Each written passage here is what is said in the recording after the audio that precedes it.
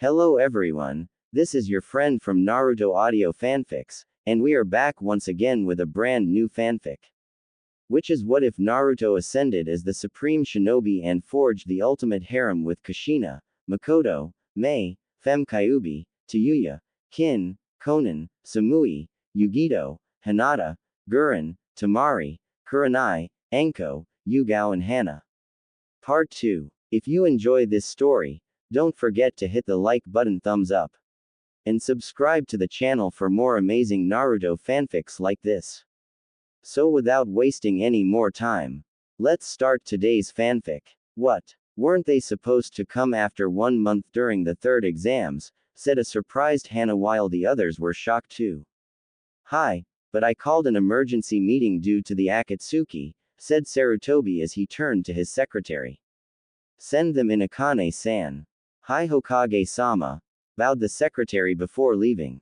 All right you four, I wished we could see more of the events concerning Naruto-kun, but you have to leave now, said Hiruzen while all of them groaned as they really wanted to see the results of Naruto's training.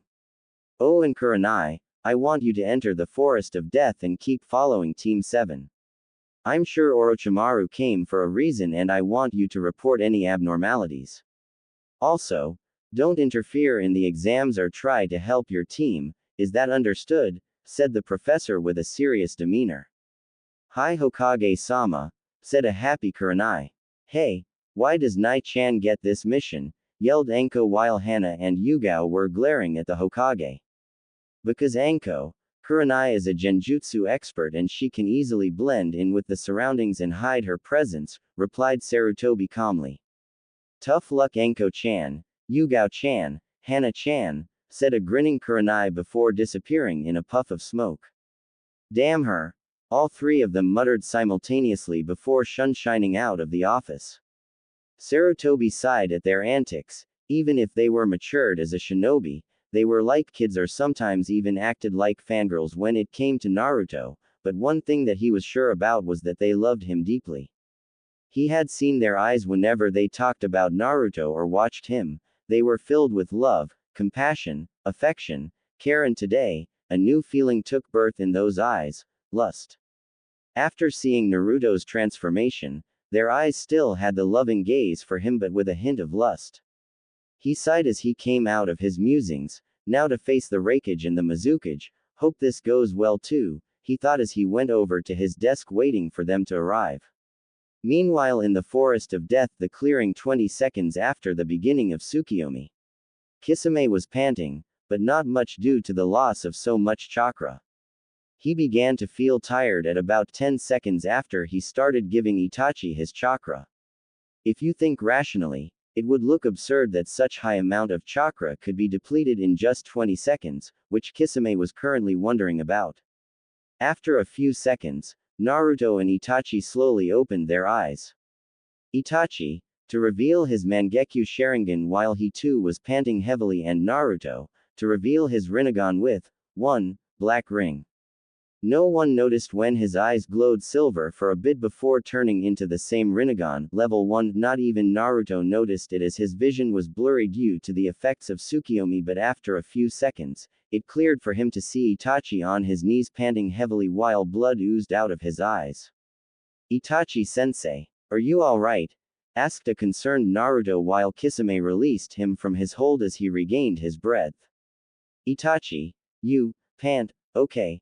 Asked Kisame while Naruto took out a food pill and gave it to Itachi. Yeah, pant, I'm, gonna be alright, said a tired Itachi before eating the food pill. After a few seconds, he began to feel his chakra getting restored as he stood up. Sensei, are you alright now? And why did blood came out of your eyes? Asked a worried Naruto. That is a side effect of using Mangekyo Sharingan's techniques for a long time, said Itachi as Naruto nodded in understanding while he turned to Kisame. Long time no see Sharkface, said a smirking Naruto. TCH, it's only been 20 seconds brat, said Kisame while his eyebrows twitched at his nickname. Oh right, sorry, I forgot about that, said Naruto while he grinned sheepishly. So how did the brat's training go, Itachi? Asked Kisame. Itachi smirked. Well, let's just say that Naruto-kun is a lot stronger than what a chunin is supposed to be, while Naruto puffed out his chest in pride. Ah, that's a pity. The brat's still no match for me. And I was thinking he would get more stronger, mock frowned Kisame. A tick mark appeared on Naruto's forehead, but he decided to play it cool. You said something, Sharkface? Asked Naruto innocently. Why you? Growled Kisame before he was interrupted. Can it, Kisame? We don't have much time, said Itachi calmly while Kisame, HMPHED, in response. Hee. Gotta thank Kakashi-sensei for that, thought a smirking Naruto. Naruto, said Itachi, gaining his attention while taking out a small sealing scroll from under his Akatsuki robes. Here, this scroll contains the same outfit that Hokage-sama gave me, said Itachi as he threw the scroll in Naruto's direction. Thanks, sensei, said Naruto after catching the scroll. Before we go, I want you to know that after this exam, preliminaries would take place before the third examination where the contestants would fight each other. I know that it will be tough just after the second examination, but it is mainly to weed out some genins before the third exams, said Itachi. But why eliminate the contestants who pass the second exam, said a confused Naruto. According to Hokage-sama, there is a competitive batch this year and he's sure that many genins will pass the second exam. In the third exams, the genins fight each other in front of the nobles and merchants from all over the world, hence we can't waste their time and therefore only a limited number of fights can happen, explained Itachi while Naruto nodded in understanding. Also, the Raikage, Mizukage, Hokage and almost all the Junins of Konoha will watch the preliminaries closely. So don't hold back and show them what you can do. About your dujutsu, I think you should reveal it in the preliminaries too. Believe me, you would love the look on their faces, said Itachi as he remembered his clan members' faces when he activated Sharingan at an early age while Kisame remained quiet and Naruto nodded. I hope we meet again, Naruto-kun, and if possible, keep a watch on Sasuke. I will try, sensei, and thanks for everything, said Naruto as Itachi nodded. Until next time, brat, said a grinning Kisame before the Akatsuki duo shunshined out of the clearing while Itachi did some hand seals to deactivate the barriers. Naruto could only sigh as he recalled all the events that happened since the start of the second exams. First that Orochi Tem attacks them and then Itachi and Kisame interfered. Who would have thought? The disgraced child of the village possessing a legendary dujutsu such as Rinnegan. Oh, he would enjoy the look on their faces, but right now, he just wanted to get some sleep. Guess I'll have to wake Sakura up. But I should change my clothes first, said Naruto as he looked around the clearing, battlefield to find a large tree with a big cave in its trunk. He went in there and after a couple of minutes came out in his new favorite shinobi wear. He then went over to Sakura to wake her up, wondering how will Sakura and Sasuke and most of the village will take to his newfound abilities. Hey Sakura, wake up, said Naruto as he nudged her on the shoulder. She had some bruises here and there, but was otherwise alright. Just 1 minute, mumbled Sakura. Come on, we're in the forest of death, remember, said Naruto as he lightly flicked her forehead. Eventually Sakura opened her eyes to see Naruto bent down in front of her. Naruto, what happened? Asked Sakura with blurry eyes as she slowly remembered all the events that took place while her eyes widened. Hey, where's Orochimaru and what happened to Sasuke-kun? Asked Sakura frantically as she quickly stood up. Sasuke's right there, said Naruto as he pointed in Sasuke's direction. Before following his finger, she saw Naruto properly for the first time after she woke up. She immediately blushed a furious red upon seeing him. Whoa, who's this hunk? Said inner Sakura. Who are you? Asked Sakura with a blush while Naruto's sweat dropped as he thought. Did I really change that much?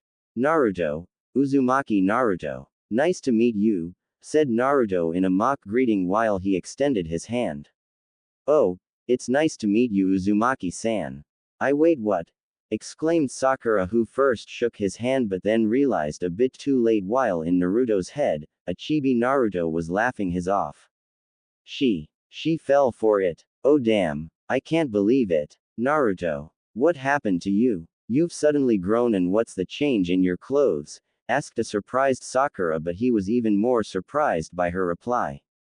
He thought that she would lash at him any minute now while screeching like, Sasuke-kun is much better than you. Well, let's just say I underwent a transformation during my fight with Orochimaru and I became tired of my jumpsuit. To answer your previous question, Orochimaru fled the scene due to the circumstances I can't tell you, said Naruto with a frown as he knew where this was going. But why can't you tell me? I'm your teammate and we should trust each other, said a hurt Sakura. After witnessing some of Naruto's fight with Orochimaru today, her views of Naruto somewhat changed. She could now clearly see that Naruto was easily the strongest member of the team, and even though he was obnoxious and rash, he deserved some respect. Since when were we teammates, Sakura? What you're stating now is something you should have said on the day of team selections, which I did said to you, but the only reply I got was a lump on my head. Since when was it about teamwork, especially with me? You guys never bothered to even acknowledge me as a teammate. On the day of the bell test, when my shadow clone came to your hiding spot, you didn't even bother to listen to me, instead just dispelled it by punching it. The same happened to the shadow clone who approached Sasuke, stating that I was a loser and would only hinder his progress. Do you know why I came to you guys, huh? Do you? I came to tell you about the actual meaning of the test, i.e., teamwork, while I fought Kakashi-sensei, said Naruto. But I thought you were just trying to be the hero, taking a Junin head-on, stuttered Sakura. Just because I acted loud, obnoxious and stupid doesn't mean that I was one. The first time during the academy I approached you, I wanted to be friends with you, but you just ignored me. I always strived for acknowledgement and recognition. I had no one to take care of me while you had parents, relatives and friends. You can't judge a person just by his appearance. Take our Hokage for example, does he look harmful to you? I'm sure you would have thought, oh, he's just a grandfather material. What can the old coot do? He would probably break his back if he bends even once. But he's Hiruzen Sarutobi, the famed professor, trained by the Nadaime and the teacher of 3 legendary Sanins, the man who survived the 2 great shinobi wars and has mastered every ninja art of this village. He can still take on an army of Junins without a sweat.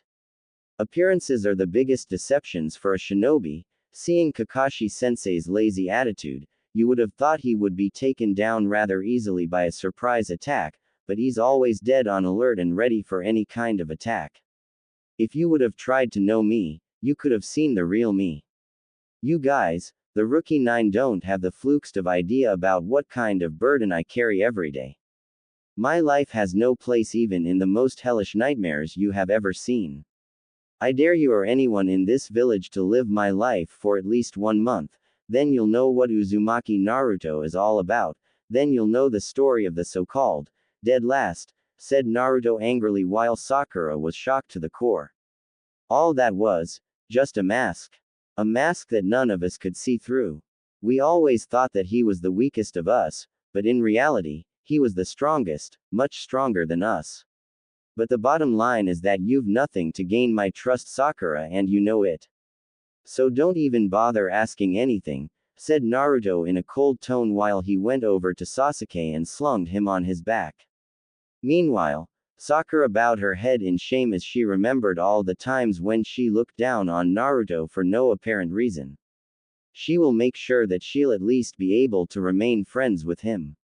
I'm sorry, Naruto, but from now on, I'll treat you with the respect you deserve even if Sasuke-kun objects to it, thought Sakura. Come on, over here. I found a cave for us to rest up a bit. We still have 4 days left, said Naruto while pointing to the large hole in a tree trunk. Sakura followed while she felt more sad as she noticed the lack of Chan to her name. He laid Sasuke down while Sakura entered the lightly lit cave, seeing that the sun was now setting down. Those clothes look good on you, Naruto, said Sakura with a sincere smile. Naruto was surprised when he heard the compliment. Sakura had never said anything nice to him. What was up with her all of a sudden? I know that I treated you very badly ever since I met you. But I'm now determined to change and earn your trust and friendship, said a determined Sakura.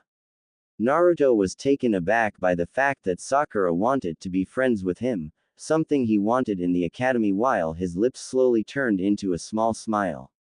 I guess everyone deserves a second chance, but I have to keep an eye on her if she's planning something, thought Naruto with an almost unnoticeable smile.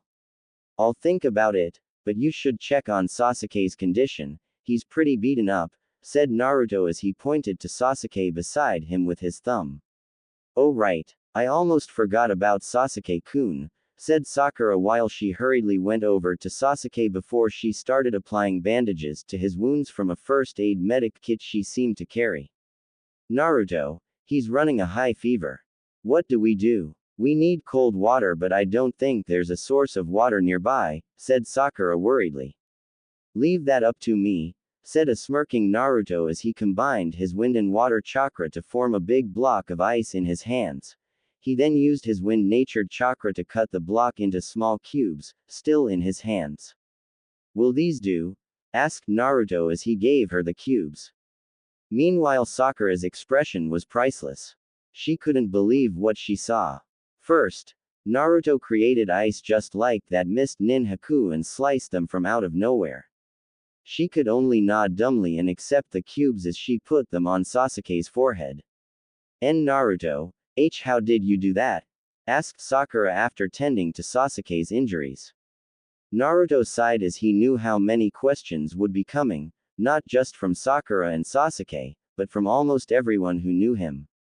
Look, Sakura, I can't tell you anything right now as it is an S-ranked secret, but from now on you'll see me do things that'll make you go haywire. So whatever it is, just take it in without any questions, and if you gain enough of my trust, I may tell you everything after the Chunin exams are over, said Naruto seriously while he took out his own sleeping bag and sealed his cape to get comfortable, which resulted in Sakura being gobsmacked as she didn't know that Naruto knew how to use sealing scrolls. Okay Naruto, if you say so. But really, that was awesome, and I know that you'll definitely become Chunin this time, Dadbao, said Sakura while giggling at the last word and took out her own sleeping bag as she dragged Sasuke onto it. Yeah, I hope so, mumbled a faintly smiling Naruto as he closed his eyes to get some sleep. I guess the battle between me and Orochimaru opened her eyes to the reality. Maybe she still has a chance, thought Naruto. Well, I'm going to keep watch as I don't feel like sleeping. I'll wake you up if something happens, said Sakura as she walked towards the exit of their temporary shelter. Sure, thanks Sakura, said Naruto before drifting off to sleep. Hokage's office just after the Ice Queens left. Hiruzen Sarutobi sat on his chair smoking when the door to his office opened. First to enter was a beautiful busty lady with an angelic body most women would kill for. She had long flowing silky red hair, hazel green eyes with attractive black eyelashes, milk creamy skin, D-cup, slim waist and toned legs. She was Terumi Mei, Godime Mizukage of Kurigakure. She had a bit of makeup on her face with red lipstick and bluish eyelids like Kurenai, wearing a blue top which was reaching to just above her knee. Under this outfit, she wore a mesh armor. She had the Kiri's blue cage hat with a kanji for water on it and wore a cheerful expression on her face. Greetings Hokage Dono, said Mei with a smile. Along with her were her two bodyguards, namely Ao and Chojiro. Ah, welcome Mizukage Dono. I hope your journey was safe, said a smiling Sarutobi. Of course Hokage Dono, replied the Mizukage cheerfully before signaling Ao and Chojiro to come forward. These are my bodyguards, Ao and Chojiro. We are honored to be in your presence Hokage-sama, said Ao while bowing, whereas Chojiro also bowed, somewhat timidly without saying anything. This was the famed Hiruzen Sarutobi after all, the professor, and the man who survived two great shinobi wars. He was a shinobi of virtue and wisdom, trained by the best and trained the best, so naturally they were somewhat nervous. At ease you two, no need to be so formal, said the smiling Hokage while radiating a warm aura. Understood Hokage-sama, said Ao as he bowed again. Mei and Hiruzen sweat dropped. He understood nothing, both thought simultaneously. The door opened again and the next one to walk in was a tall and a dark muscular figure. He wore a loose cage robe revealing his front muscular chest and abs. He wore black shinobi pants, gum metal boots, heavy metallic bracelets on his forearms and had white hair. He was a Yondaime Reikage of Kumogakure. With him entered 5 more people. Among them was a man with similar physical characteristics as A, only differences being his attire with black shades, a white bandana and a blue tattoo on each cheek. He was Kurabi, Killer B, Jinchuriki of the Hachibi. Next was a 17-year-old teen with long blonde hair, greenish-yellow slitted eyes with an orange contrast to the pupil. She had red lipstick, her hair in a single ponytail. She wore a Junin attire and had a Kumo Hitai 8 on her forehead. She was Yugito ni, Jinchuriki of the Nibi and was an epitome of beauty having an hourglass figure, C-cup and flawless tanned skin. Next was her adoptive sister, Samui ni, having short blonde hair, light blue eyes and was rather well endowed for her age, especially her chest region. She had D-cup often leading to cramps and aches in her shoulders, was 14 years old and wore a Chunin attire. Next to her were her 2 dark-skinned 14 years old teammates Karui and Omoi, who wore identical Chunin attires. Karui had an "will take no bullshit" look on her face while Omoi was sucking on a lollipop having an anxious look on his face. Hokage Dono, Mizukage Dono, bowed in respect along with his companions. Hiruzen too stood up from his chair and bowed. "I'm glad that you could take time from your busy schedule to attend this emergency meeting," said the Hokage with a smile. "I hope your Juni was safe." Reikage Dono, said Mei with her usual cheerfulness. "Of course. Who do you think I am? I am best taijutsu user in the Lightning Country after all," said A with a grunt. Yugito's sweat dropped. Has he ever heard of the word modest? Geez. Thanks for stating the obvious. With all those overgrown muscles, who wouldn't think of him as a taijutsu specialist, thought Mei sarcastically while still smiling on the outside. True Reikage Dono, but let's get to the business, said Hiruzen as he suddenly became serious. I presume those 2 are among the 5 of your bodyguards behind you, continued Hiruzen as the Reikage nodded seriously. All right, please take a seat all of you and don't worry. The privacy seals are already activated along with the visibility barrier that even the Byakugan or Sharingan can't penetrate through. All of them sat around the table while Ao quietly checked the seals with his Byakugan, but Hiruzen noticed it. Meanwhile, the Reikage introduced his brother. This here is my little brother Kurabi, said A while pointing towards Killer B. Yo-yo, the name's Killer B. And I can see that although you're an old bunch, you still pack quite a punch, said Kurabi as Yugito slapped him on the backhead. You idiot. This is an important meeting and we don't have time for your horrible rapping, hissed Yugito angrily while Mei, Chojiro and Ao were surprised at the blunt greeting. Forgive my idiot brother Hokage Dono, apologized A while glaring at Kurabi. I can see that he's the lively one in your group, said a chuckling Hiruzen. But also, he's the Jinchuriki of the Hachibi and can control it up to 5 tails, said A seriously while the Kiri group's eyes widened. To control 5 tails of a Biju was no easy task, even their Yondaime Mizukage Yagura of the Sanbi had sometimes trouble in controlling the 3rd tail while Hiruzen remained calm. This is Yugito ni, Jinchuriki of the Nibi and can currently control only 1 tail. These 3 are Kurabi's students Karui, Omoi and Samui, said A while Hiruzen and Mei sweat dropped. Even his students' names have a rhyme to them. I wonder if he gave it to them, thought Mei and Sarutobi simultaneously.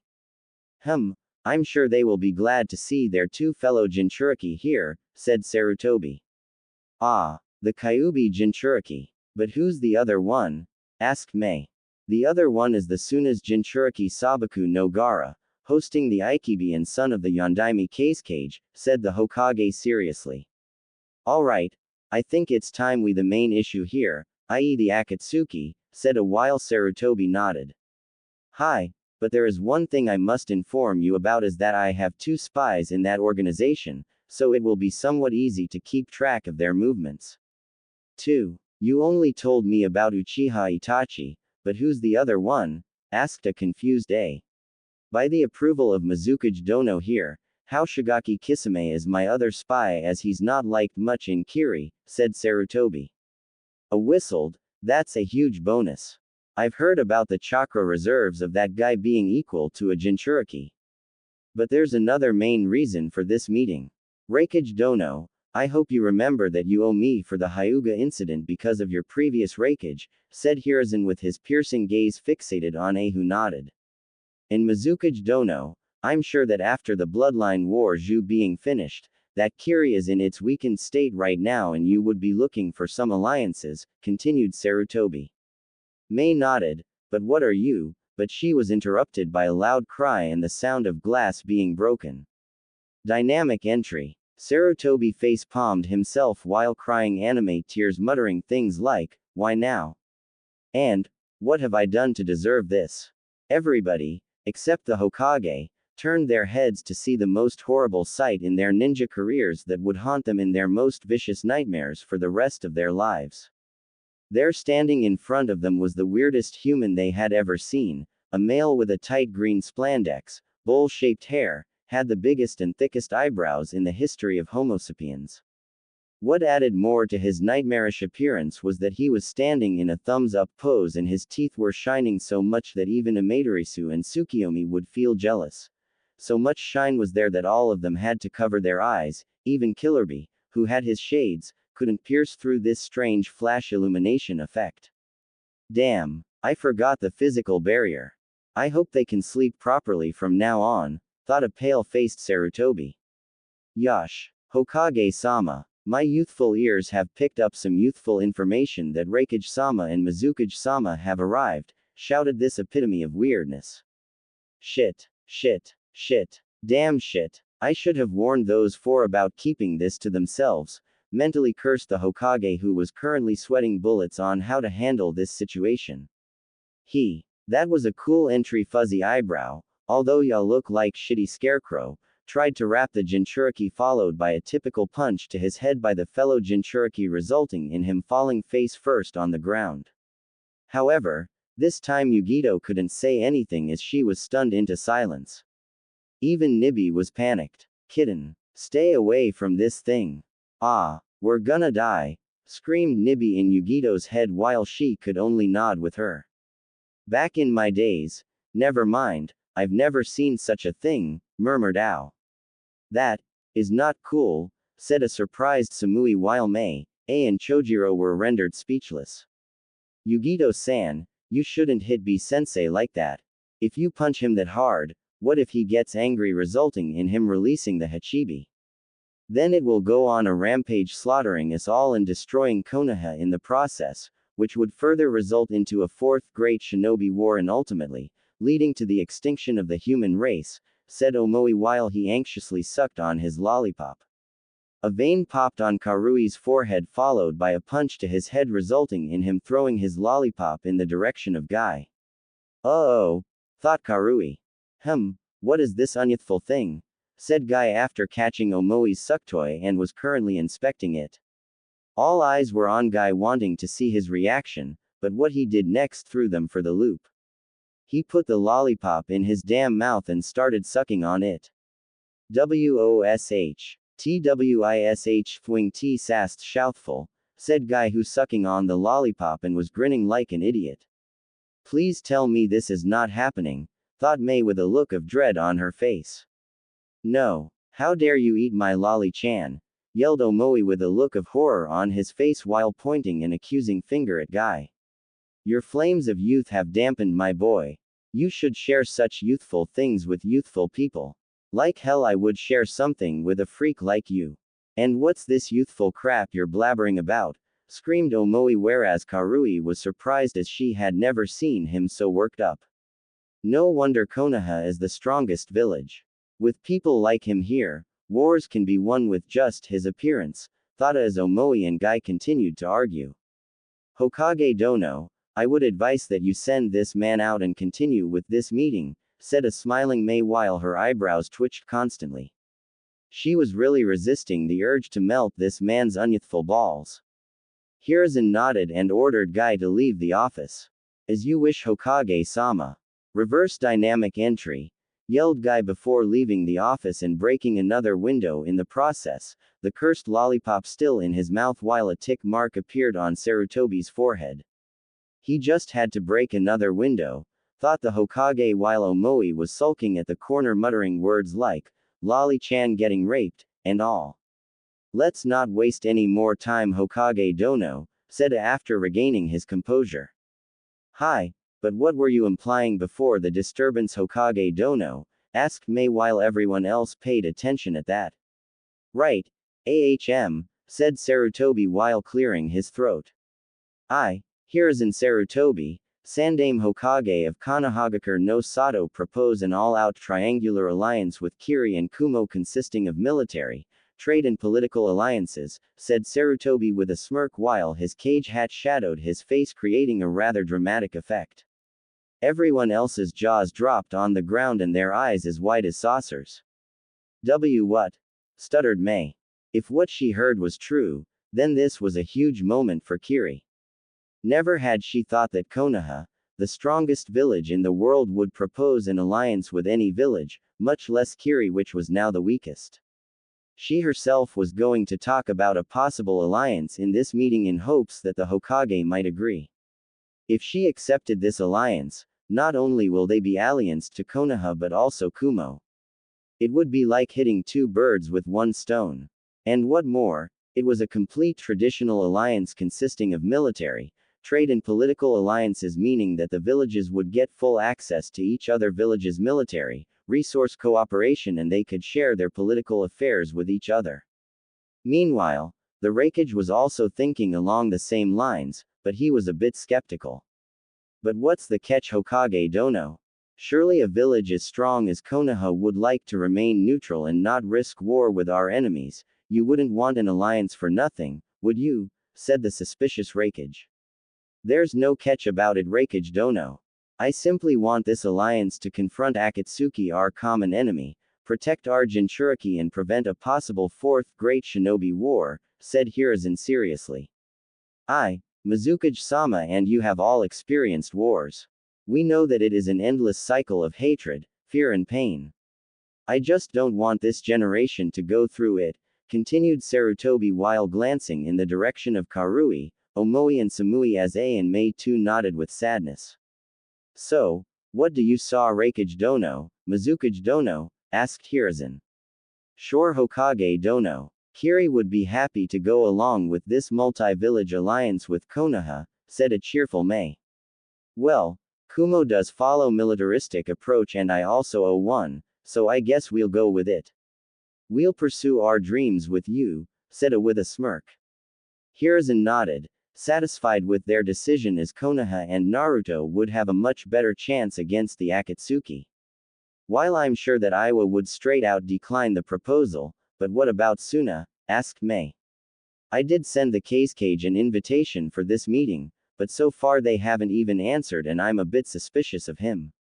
Lately, the Wind Daimyo has been cutting Suna's missions short and turning them over to us, thus they are financially lacking and I think they are about to take some action soon, said the Hokage seriously while Mei and A nodded with a grim look on their faces.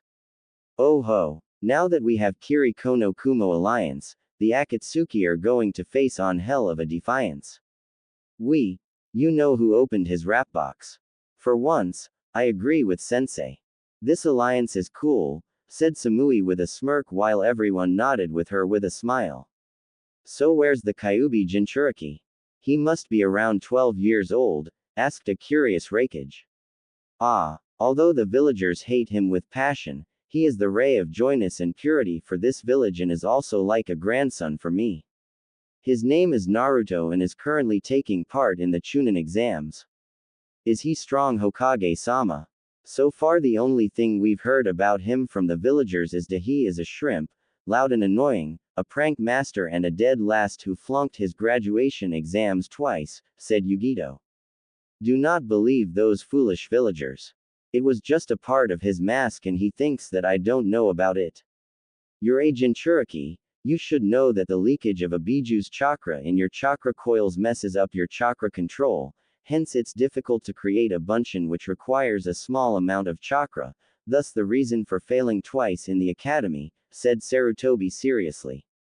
But I and Kurabi-sensei passed the examinations in the first year, argued Yugito. That was because Naruto had it worse than a normal Jinchuriki like you should, said Hiruzen. What do you mean Hokage dono? How was the boy's life until now? Asked a confused while the others listened intently. The Nibi, Hachibi or any other Biju except the Kyuubi have not caused the magnitude of destruction to a Jinchuriki's village as compared to the destruction the Kyuubi caused 12 years ago. More than half of our village was destroyed, 3/4 of our shinobi having families were killed, which gave birth to an infinite amount of fear, pain, anger and hatred to the villagers and the shinobi here. They had to vent their anger on someone, which resulted in Naruto being the scapegoat of their hatred. I'm not justifying their actions, just telling you. For Jinchuriki like you, although people in your village still hate you, they only prefer to keep their distance from you and ignore you. But in Naruto's case, I'm not going to go into the details, but he was treated much harshly than you guys. He was not taught properly by any of the teachers except one, and that too on his passing year, explained the professor with a sad expression on his face, while others too were saddened by this. Meanwhile Yugito and Kurabi were shocked that someone had taken it harder than them and still survived through it. You want to know how strong he is, right? How about we go see ourselves the preliminaries, said a smirking Hiruzen. Sure Hokage dono, we would like to see this enigma and his skills, as he does contains the strongest of the Biju, replied Mei happily. I guess so, I've been itching to watch some fights anyway, said a while all of them stood up. The preliminaries would be held in 4 days. Until then you're free to do anything as you wish with my Anbu trailing you for security purposes, so please cooperate with them. I've already arranged for your stay, so please follow your escort standing outside the door to your hotel, said Hiruzen with a smile as A and Mei nodded while wondering how strong the Ikibi and the Kyuubi Jinchuriki were. Kurenai, after checking on her team, obviously not letting them aware of her presence, had reached the clearing some time ago. She could sense Naruto's distinct type of chakra as well as 2 other chakras coming from a trunk cave in the area. So far, she couldn't see or feel anything out of the ordinary coming from Team 7, so she applied a high-level genjutsu on herself and kept herself hidden for the time being while keeping a watch for anything out of the ordinary. After some time, she saw Haruno Sakura come out, who then started laying traps around their temporary residence. The traps were nothing special, but good enough for a bunch of weak genins. While Sakura was busy, Naruto had already drifted to sleep. Naruto's mindscape. Drip. Drip. Where am I? Thought Naruto as he found himself in some corridors where water was filled to his knees. One moment he was sleeping, in another, he was in this damn sewer. The area was dimly lit and he had no idea how. He then started walking wherever the path was taking him. After some time, he heard a faint sound of crying coming from ahead of him. He then started running in the direction from where the sound was coming from, but it strangely sounded feminine. He came to a halt in front of a large cage, with a small piece of paper on the middle with a kanji for seal on it. He could clearly hear the sounds of someone crying from the other side of the cage and was really nervous now. First he found himself in this sewer and then this, it could also be a trap or something. He then noticed that he didn't had any kunai or shuriken holsters wrapped to his thighs, but was shocked when suddenly a kunai materialized in midair in front of him. What the hell? I was thinking of drawing out a kunai and it materialized, thought Naruto, but was dragged out of his musings when the sounds of crying got louder. He cautiously approached the cage with a kunai in front of him but could see nothing in the cage as it was dark while he activated his Rinnegan. He gasped when he saw a bright source of overflowing red chakra.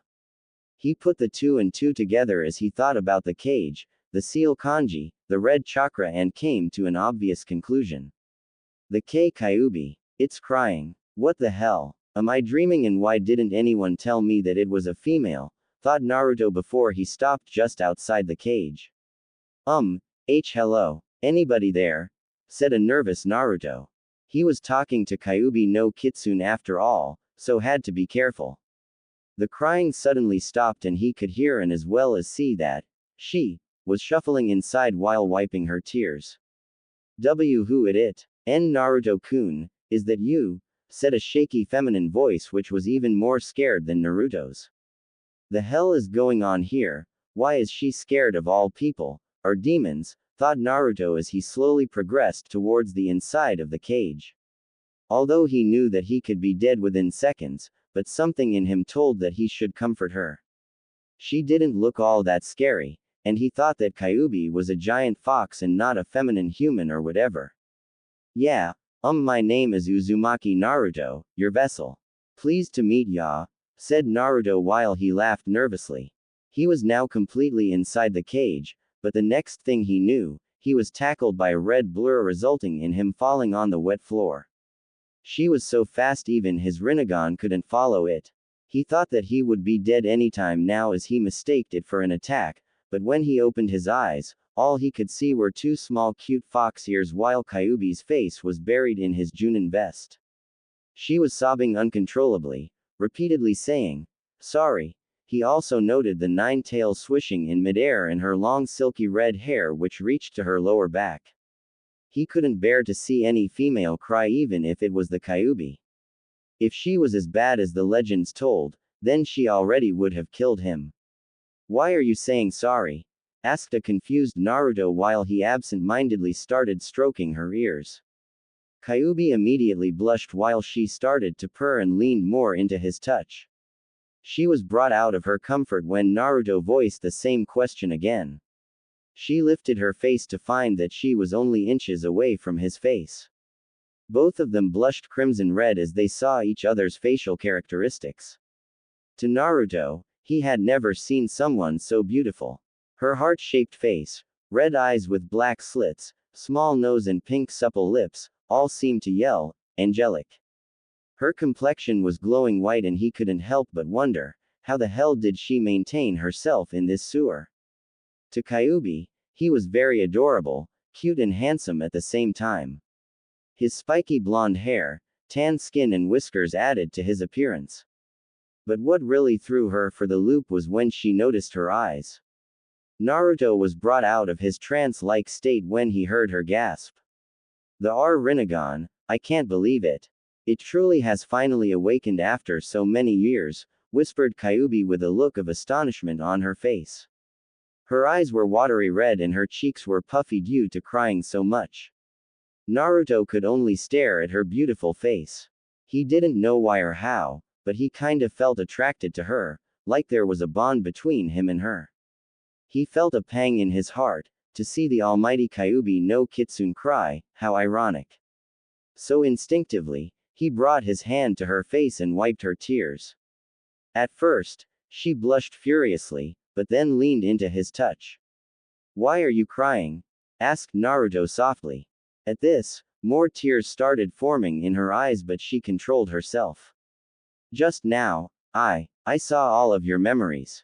I saw how you were treated all your life just because of me. I'm so sorry. At this she again broke down as she sobbed uncontrollably while hugging Naruto tightly to her. He blushed when he felt her tightly pressed against his chest but he had more important things to do. He hugged her back while rubbing her red hair lovingly whereas she continued to cry. After some time, she stopped crying and began to enjoy the warmth that Naruto seemed to be radiating. Q-chan? Asked Naruto while still rubbing her hair. She blushed at the addition of Chan to her name while humming in response to indicate she was listening. What did you mean by just now? Why didn't you appear early in my life and I thought that you were a giant fox, not a beautiful lady, said Naruto still clueless that he was flirting with her while her blush got darker in shade, but he couldn't see it as her face was buried in his chest. First, I would like you to know why I attacked your village, said Kyuubi as she lifted her face and stared Naruto right in his purple eyes. What do you mean? Didn't you just go on a rampage? Asked a confused Naruto while Kyuubi shook her head. Your mother Naruto-kun was my previous host, said Kyuubi, shocking Naruto to his very core, but before he could speak, she continued. When she gave birth to you, someone attacked her. After a Jinchuriki gives birth, her seal gets weakened considerably. So that day, a man with a black cloak wearing an orange spiral mask on his face attacked her just after giving birth to you. I still don't clearly remember the incident, but I do know that he somehow released me.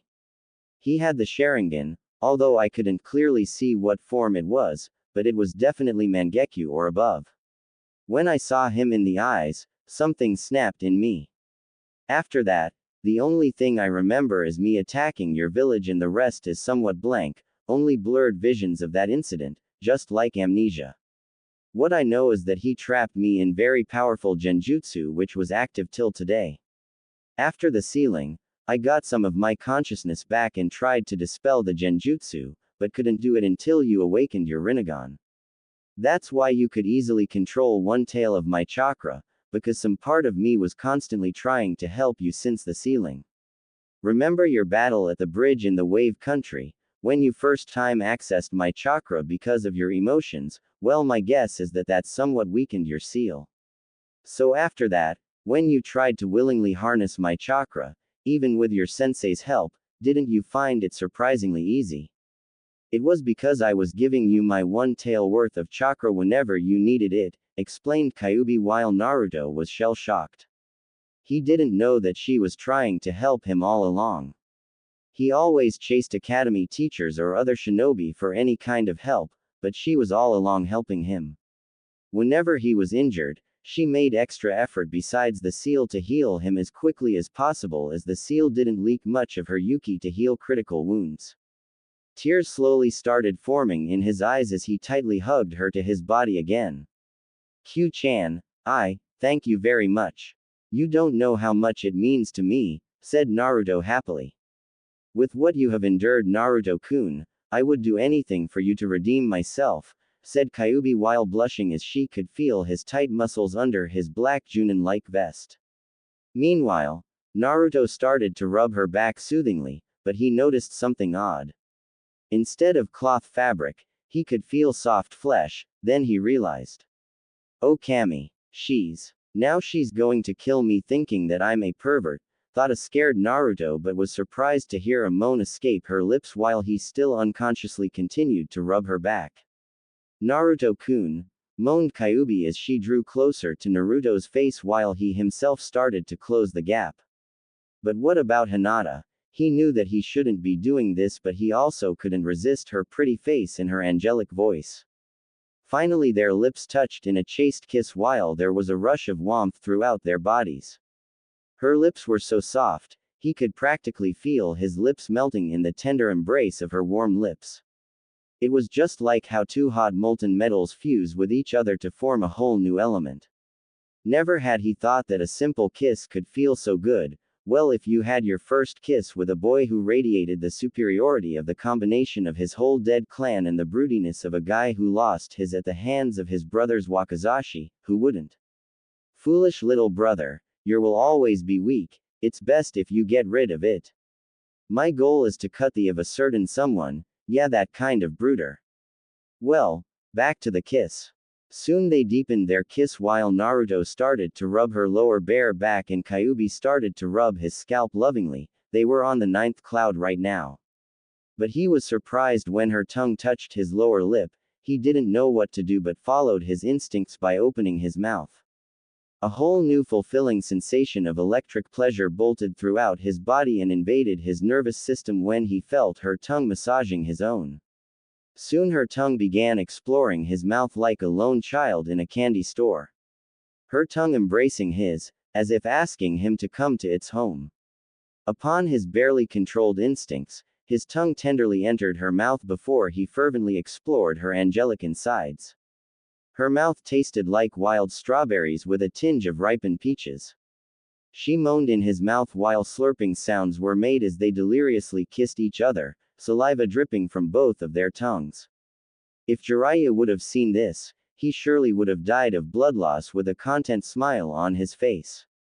But upon feeling something hard poke her in her lower region, she moaned loudly, leading to an abrupt stop to their make-out session, both panting heavily with blood-red blush on their faces.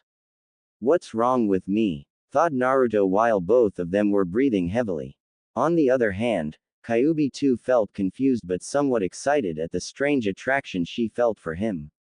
Although they had only met now, but she could say that she knew him better than anyone in the village. She had watched his memories after all. She knew all of his traits, quirks, his funny persona, his unshatterable confidence, determination and the unbreakable will to never give up, his obsession with ramen, his fondness for his Ayame Ne-chan, Hinata-chan, Benihime-chan, Sum-chan, not the Inuzuka clan head, Yugi-chan, and a girl whose name he never came to know about. But a small part of her knew that she had already fallen for him the moment she watched his life and how he tackled it head-on. Sorry, stuttered Naruto while she watched the other way with a blush, not matching his gaze. Me too, she said meekly. Q-chan, do you like me? Like, in that way? Asked Naruto while she sighed sadly as she rested her head on his chest. I don't know. I'm so confused. I feel very much attracted to you, but I'm not sure if you'll accept me. I know you like that Hinata girl, but, she inhaled deeply while trying to stop her tears. But, at least give me a chance, Naruto-kun. I know that I was the sole reason you lost everything and had to endure something which no one else should.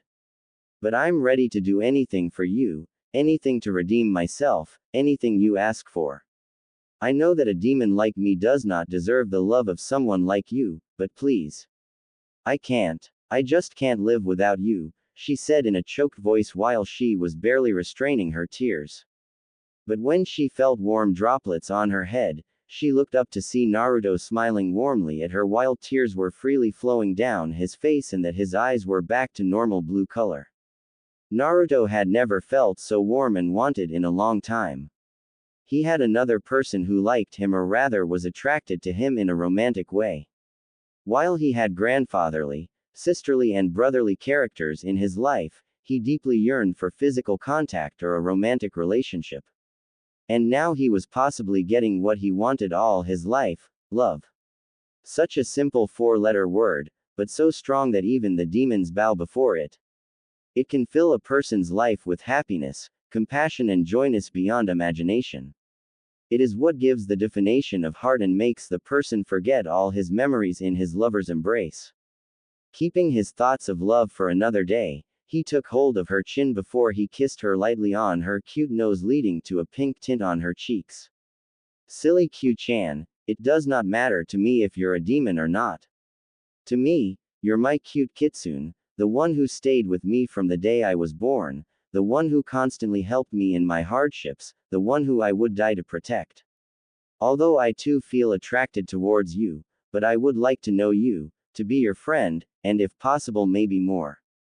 But one thing I promise you on my dream of becoming Hokage, that I would never let the Akatsuki capture you. Ever. That's the promise of a lifetime, said Naruto with determination while cupping her cheek, whereas Kyuubi was extremely happy that he considered her his precious person. I will never leave your side, Naruto-kun. In just a few moments, you have shown me how caring, forgiving, kind and a loving person you are, she thought while rubbing his whisker marks, but giggled when she heard him purr. I didn't know your whiskers were sensitive, Naruto-kun, said a giggling Kyuubi while Naruto blushed in embarrassment. Can I stand now? Asked Naruto with a sheepish grin.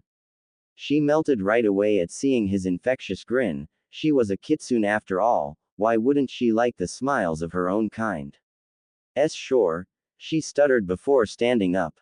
However, there was one thing that Naruto didn't account for, and that was seeing the Kyuubi in all her glory. His face became steamy red before he was propelled back by a large nosebleed. She had the body of a goddess, all the body curves were in the right places leading to a hourglass figure, and her perky C-cup, soft but firm, accentuated her beauty.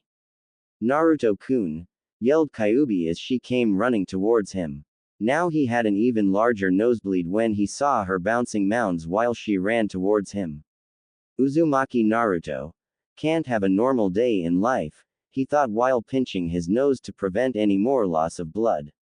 Upon reaching him, she tenderly put his head in her lap with a worried expression on her face. Naruto-kun, what happened? Are you alright? Kyuubi? Clothes, muttered a dazed Naruto. She blushed heavily when she realized her indecent condition, but inwardly was satisfied with his reaction. But this is your mindscape, so you should be able to materialize whatever you want, she said while he stood up. I don't know much about clothes. I guess a Junin attire would do for now, pondered Naruto as a Junin wear appeared out of nowhere on her body. Q-chan, do you have a name? Asked Naruto while Kyuubi nodded as she didn't like the name, Nine-Tailed, much before speaking. Hi, it's Ayumi. That's what your mother used to call me by. It's a nice name, but can you tell me about my mother? Asked Naruto with a sparkle of hope in his eyes. Ayumi's eyes softened at his question, she could only imagine the frustration and pain of not knowing anything about the one who gave birth to you. Inside this matured Naruto, she could see a boy desperate to know about his parents, a boy who never knew what a mother's love was, a boy who cries every day wanting to see his mother at least once, to be in her embrace, to tell her about his accomplishments, to rest his head on her lap while he cries and tells her about his failures, for her to teach him petty things, to scold and correct him when he does something wrong. Behind this man was a shadowed child desperate for attention and maternal love, or maybe more from her. Hi Naruto-kun. Your mother was from the Whirlpool country, Uzumaki Kushina, who came to Konoha when she was young. You can say that she was as beautiful as me, if not more. She was the definition of angel for men and jealousy for women. But what really made her infamous across the elemental nations was her godly master of water element equaling your Nadime's prowess in the element and her status of being a seal master that even Jiraiya the Toad Sannin could not hope to surpass. The complex seal Shiki Fujin, Reaper Death Seal, on your stomach which binds me to you, was her art. She was easily a cage-level shinobi who was given S rank in the bingo books of all the elemental nations. She too, like you, had extremely large chakra reserves, fast healing rate and had a natural talent for taijutsu and ninjutsu. The Uzumaki clan were a natural with seals, had faster healing rate and longer life spans than normal, so they looked like 18 to 20 years old even if they reached their 50s, but their history is for another day. Your mother had a tomboyish attitude when she was young but became more womanly with time. That's the main reason your mask was even able to confuse the people who knew her closely. You see, when you acted loud, spontaneous and obnoxious, ironically it matched with her personality. However, you did acquire some of her traits like determination, courage, protecting your precious people with your life and the stubbornness to never give up, explained Ayumi with a faraway look on her face while Naruto was brimming with pride and happiness that his mother was such a legendary shinobi. Did you ever talk to her? Asked a smiling Naruto. Hi, she would often tell me about her experiences and how she loved you with every fiber of her being when she was pregnant, she said with a serene expression. But what about my FA? He stopped speaking when suddenly the sewer around him started fading. We'll talk later Naruto-kun. For now, it seems that you're waking up. Something out there is going on, she said while giving him a small smile and a wink. I'll come later Ayumi-chan, he said while smiling before completely disappearing from his mindscape. Forest of Death, the clearing. For Kurenai, something fishy was going on here. Sometime after Haruno Sakura had laid the traps, the sound team appeared, demanding for the Uchiha to come out. Here the Haruno girl did the smart thing by surrendering her heaven scroll as the Odo team possessed the earth scroll. But it seemed that they were not interested in the scroll, rather fighting the Uchiha. But why wouldn't they concentrate on the task that they were assigned like every other team? Were they given orders by someone to attack Team 7, and especially the Uchiha? She couldn't help but feel that something really big was going on here. First Orochimaru attacks Team 7, and then the Sound Team. When they found Orochimaru, he was in the process of attacking Naruto, but because of the intervention of Itachi and his partner, he fled the scene.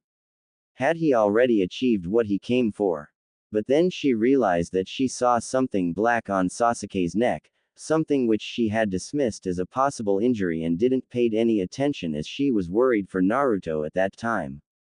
But now when she put the pieces together, the curse mark. Of course, the Sharingan. Enko did told her that the bastard wanted Sharingan from the beginning. But why is this Sound Team concentrated on Uchiha and not the exams? Could it be that Orochimaru was somehow connected to Otogakure? They were recently formed after all. She would have to inform Hokage-sama about this. While thinking, she completely lost track of time, so when she looked down from her hiding position, she was surprised to see an injured Sakura with a short haircut. There was the Taijutsu Genin Rock Lee from Team 9 who was unconscious at the moment, and Team 10 was standing in front of the otherwise okay Sound Team in battle-ready positions. Thanks Ino, said a grateful Sakura who was taking care of Lee at the moment. Don't mention it, forehead. Besides, the last time I checked, we were friends, although a bickering ones at that, said a chuckling Ino. Although this is troublesome, but I guess it won't be too bad to help a fellow team, said Shikamaru lazily as he bent on his knees and formed the hand seal for his shadow possession technique, whereas Choji was still chewing his potato chips rapidly. Guys, I think we should retreat. The Uchiha is unconscious, there's no way we can fight more than one team, said Kin, whose clothes were torn in several places showing a bit of cleavage. She was rather well developed for her age with C-cup, an hourglass figure, creamy tan skin and had a pretty face.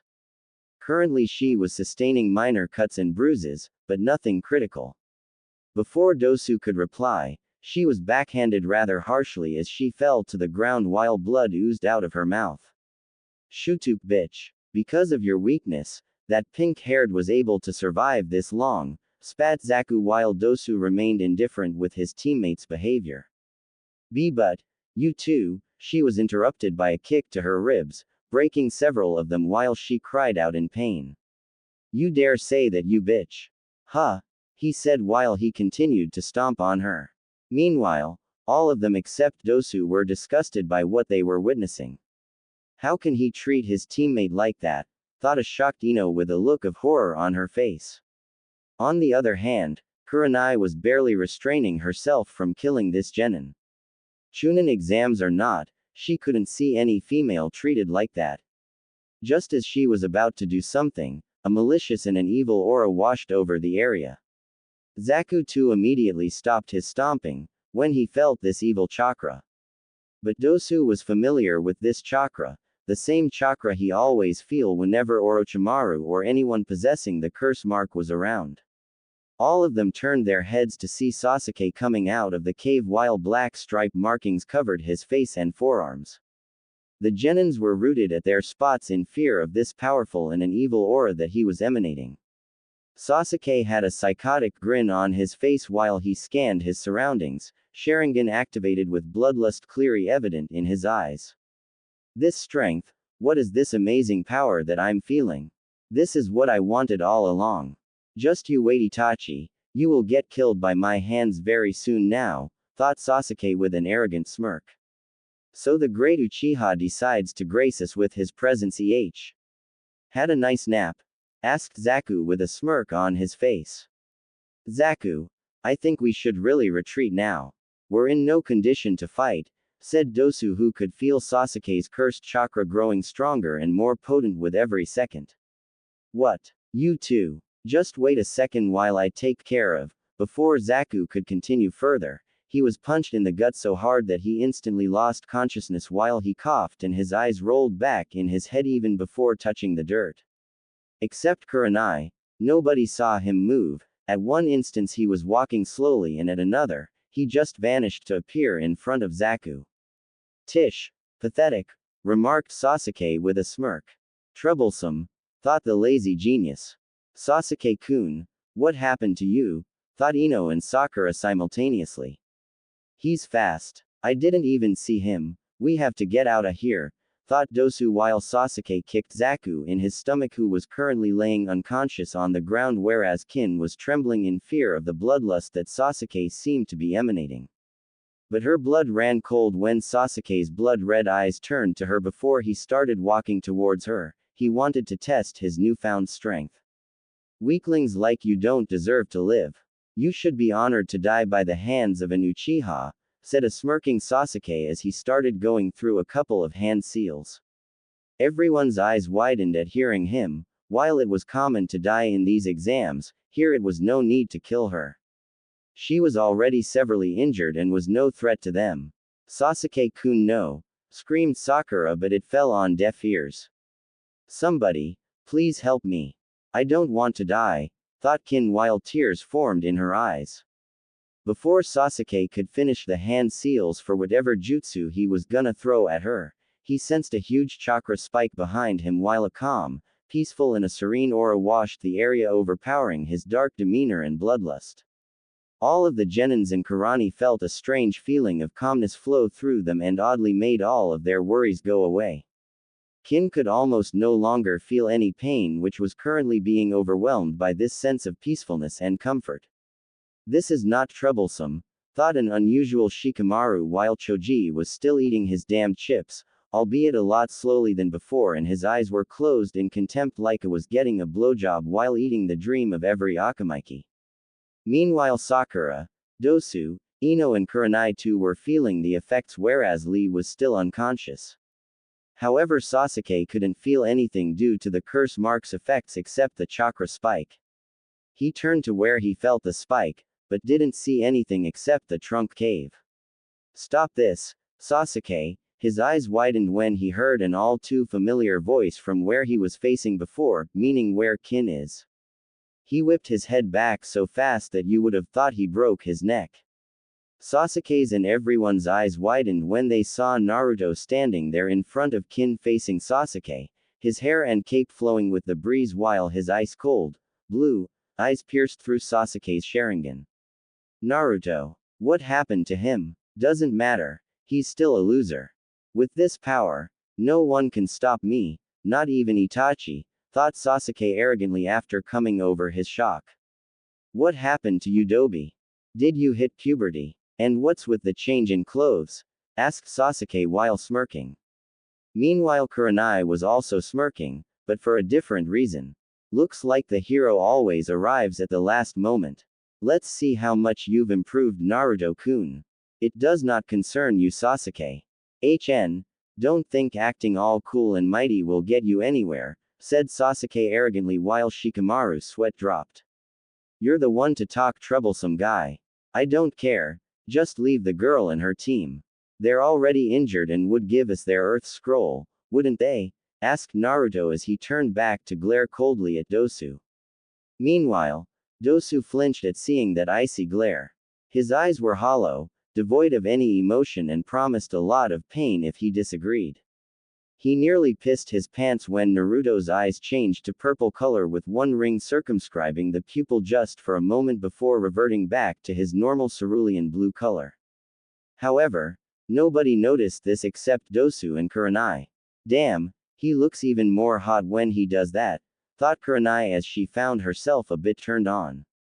Oh, of course, stuttered Dosu before throwing the Earth Scroll in Naruto's direction, who caught it before putting it in his shuriken pouch. Meanwhile, Team 10 couldn't believe their eyes, especially Ino, who was blushing furiously. They were all having trouble identifying this genin until their eyes landed on his whiskers, resulting in their jaws getting dropped. Holy cow, is that Naruto? What is going on here? Thought a blushing and a perplexed Ino. You're the most troublesome person I find besides my Ka-san, Naruto, thought Shikamaru. Naruto, you look cool, buddy, thought the food sweeper. On the other hand, Sakura was relieved to see Naruto for the second time and on the same day. Well, that was something. Thank Kami. I hope you can stop Sasuke-kun, Naruto, thought Sakura while she tried to wake up Lee, but it looked like he wouldn't be waking up for some time now. I don't care. Just get out of my way, loser, or I'll have to beat you to it, said Sasuke angrily while Naruto's eyes hardened. Try it, Tem. growled Naruto. Gladly Dobi. I always wanted to beat the shit out of you, said a smirking Sasuke as purple chakra flared around his body before he dashed towards Naruto. Like before, he just vanished for the Genins, but Naruto and Kurenai could clearly see him as his speed was only mid-Chunin level now. This would be over in one punch. The Dobi wouldn't even be able to see me, thought Sasuke arrogantly while he readied his fist to punch Naruto before he went for his as his fist was about to connect. Naruto dodged it easily before delivering a bone-crushing punch to Sasuke's gut, resulting in him getting the wind knocked out and throwing some saliva, which was followed by a roundhouse kick to the side of his head. Sasuke flew back at even greater speed than he came at Naruto while colliding with several trees, breaking them in the process, and finally skidded to a halt as blood seeped out of his forehead and mouth with several bruises here and there due to his collision course while he was clutching his stomach in pain. To rest of the Genins, it just happened in a second. First Sasuke just vanished to appear in front of Naruto, got a sucker punch to his gut and then vanished again to be found several meters away from them and was looking like he was beaten like a rag doll. To them, the trees were broken by an invisible force. Sakura was not all that surprised by Naruto's speed as she had seen him fight Orochimaru, but was worried for Sasuke. The Uchiha has no idea who he's dealing with right now, thought a smirking Kurenai while a chibi Kurenai in her mind was cheering with a banner of, Go Naruto-kun. Go Naruto-kun. Meanwhile Dosu, Kin and Team 10W are awestruck at the display of strength and speed by Naruto. What the hell happened? Thought a dazed Sasuke as his head was still spinning from the impact of that kick. Even his Sharingan didn't see that coming. That'll bring down a notch, thought a smirking Naruto before he turned to Kin. Are you okay? Asked Naruto with a smile while Kin blushed at seeing his charming smile. Why yeah, I am no, she said with a small smile but then realized her condition. Even if she was talking to an enemy, a handsome one at that, she kind of felt safe in his presence, safer than anyone in her village. She was an orphan in her village and always had to fight for food, shelter and herself. Because she was an early bloomer, she had to train herself, defend herself from any possible rape attempts. In Odo, women in general were frowned upon and were considered weaklings. Because of that, her teammates never treated her even humanely. She absolutely despised her village, her teammates and Orochimaru. But was brought out of her musings when she again felt a sense of calmness and sereness flow through her body like before, also noticing that she almost no longer felt that excruciating pain she was feeling a moment ago. Kin looked up to see Naruto bent in front of her while he was applying some kind of white chakra that she had never seen before, on her damaged rib region. She was surprised to see that he wasn't staring at her chest unlike all the males of Odo, but rather was tenderly applying this strange chakra which oddly was working like a painkiller and a relaxation remedy. Meanwhile, oddly Ino and as expected Kurenai were feeling jealous of the treatment that Kin was receiving. Wait, this shouldn't be happening. Of course Naruto is cute, handsome, caring, kind, charming. Ah, what the hell is wrong with me? Thought Ino as she clutched her head while Shikamaru and Choji were puzzled by her awkward behavior. Blondes are just troublesome, thought Shikamaru while Ino was lost in her own thoughts. All her life, she had dreamed of a man who cared for her and loved her. A man who was handsome, kind, loving, funny, caring and a charming person. Sure Sasuke was handsome, but what else? He never smiled, kind, loving and caring were miles away from his name. But now she realized that the reason she was after Sasuke was mainly to prove herself the best, that she was better than Sakura and all her female classmates. She never realized when her silly childish crush got converted into a crippled race of, who gets Sasuke, competition, especially with Sakura. But now that she thought, will she ever be happy if she got Sasuke?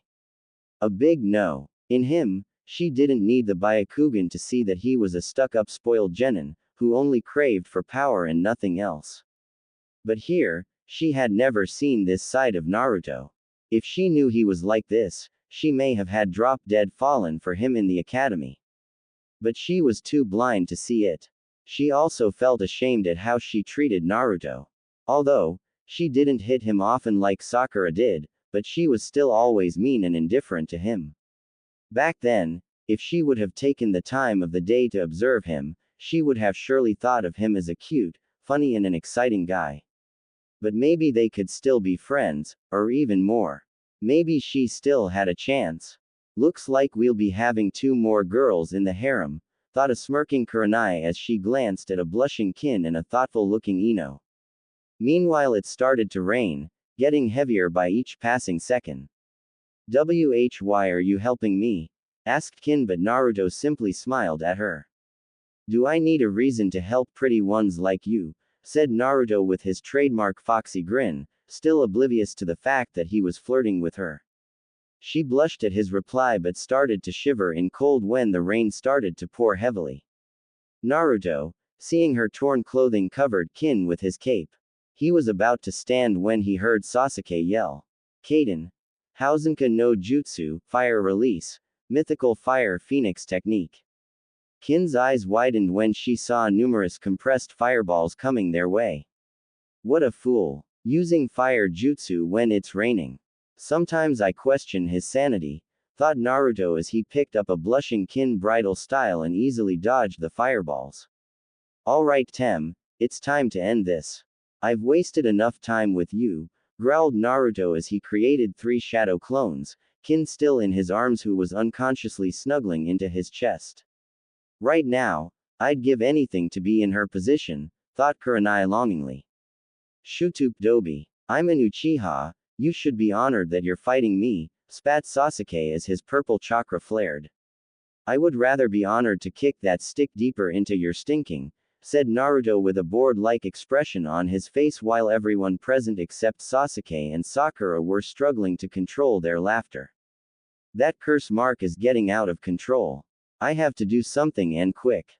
I should preserve my chakra, so sub-elemental jutsus are out of the question, but the basic ones, he'll just copy. No way I'm giving him anything on a silver platter. But wait. Yeah, that might work, thought Naruto as an idea popped into his mind. Why you loser, growled the Uchiha before he was interrupted by Naruto. Look, Itachi, behind you, yelled Naruto while pointing his finger behind Sasuke. What? Where is he? I'm gonna kill that traitor, exclaimed Sasuke as he looked around frantically behind him. Meanwhile Naruto signaled his first shadow clone who went through a couple of hand signs at mid-chunin pace. On the other hand, Naruto and Kurenai were having trouble controlling their laughter. The Uchiha prodigy fell for a lame trick. Both thought simultaneously. Megan. Narakumi no Jutsu, Demonic Illusion, Hell Viewing Technique. Sasuke's eyes widened when he saw Itachi shimmer into existence with the dead bodies of his clan laying at his feet. You'll always be Wiko Tudo, said Itachi in a monotone voice. Sasuke immediately became enraged and was about to attack Itachi when his Sharingan noticed the chakra fluctuations around his surroundings. A genjutsu, thought Sasuke as he immediately dispelled it. Hehe, too late Sasuke Tem, said the real Naruto who was currently holding Kin while the shadow clone who casted the genjutsu had his palm open to face Sasuke. Bansho Tenin, all creation attraction, Sasuke's eyes widened when he felt an invisible attracting force on his body and was pulled towards the shadow clone at high speeds. Meanwhile the second shadow clone was already going through a short set of hand seals. Sweden. Sujinheki, Water Release. Water Encampment Wall, whispered the second shadow clone as he slammed both of his palms onto the ground, and using the water from rain, created a water wall in front of them while the third clone also went through a couple of hand seals. Let's fry the Tem, thought the third shadow clone with a smirk. Raiden. Kaminari Kangekiha, Lightning Release. Thunder Inspiration Wave, exclaimed the clone as he shot a concentrated wave of intense white electricity from his index finger into the water wall, the other hand holding the wrist of his attacking hand. He kept his finger in position to control the electricity so that it only flows through the water wall and does not electrocute anybody else. When Sasuke collided with the wall, He could only scream from the intense pain he was feeling, his whole body twitching due to the shockwave while the others flinched at his condition. The curse mark receded back while Sasuke slipped into unconscious as he fell on the wet ground with a thud. Naruto dispelled his shadow clones while everyone's jaws were on the ground. He just pulled off a feat that not even Chunins are capable of. He already knows chakra nature manipulation, and that too with 2 elements. What was that jutsu that pulled the Uchiha? And most of all, how in the name of 9 holy flaming hells can he do a genjutsu? Thought Kurenai as she rubbed her temples in frustration.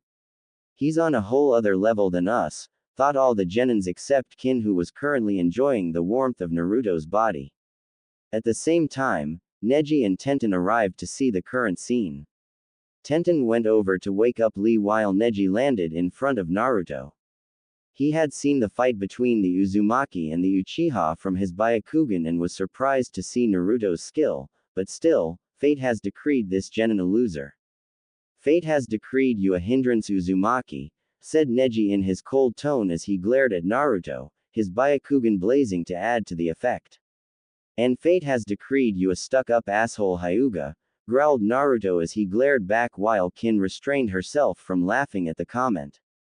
Neji, let's go, Lee's not waking up, we'll have to carry him, said Tenten, but not before blushing when she saw Naruto. Know this, that your fate has already been decided, said Neji as he left the area with his teammates. Phew. Well, that went well, said a grinning Naruto. Kin, what do you think you're doing laying in his arms? Let's get out of here, you weakling, spat Dosu. Naruto frowned at the way Dosu talked to her. He could tell she was not treated well by her teammates, if her shivering in fear was not any indication to go by. He looked at her when he felt her clutch him tightly to her and was surprised to see her eyes. They were pleading, almost begging him to not let her go, just like his were when he was with the Hokage after an attack from the villagers. Her face looked so pretty and cute, small glistening raindrops on her lips and her sparkling black eyes made him want to kiss her, and he almost did. She'll not be going anywhere. We'll take her with us to the tower. You already have 1 injured teammate to deal with, I'll take care of her, said Naruto with authority while glaring at Dosu. But she's our teammate, Dosu was interrupted was Naruto. And you don't treat her like one. Now get out of here before I kick your like the tem, said Naruto with a threatening glare. Dosu did not argue much, rather took an unconscious Zaku and got out of the area. Meanwhile, Kin was barely holding back tears of happiness. For the first time in her life, someone had helped her and treated her humanely, well except for her best friend Tayuya. Thank you so much, said a blushing Kin as she felt him clutch her to his chest tightly. Not a problem, Kin-chan. By the way, my name is Uzumaki Naruto, said a grinning Naruto while Kin nodded with a smile and a pink tint on her cheeks. He then gazed towards Sasuke and sighed. Why wouldn't you learn, Sasuke? I know you suffered at the hands of Itachi-sensei, but power isn't everything.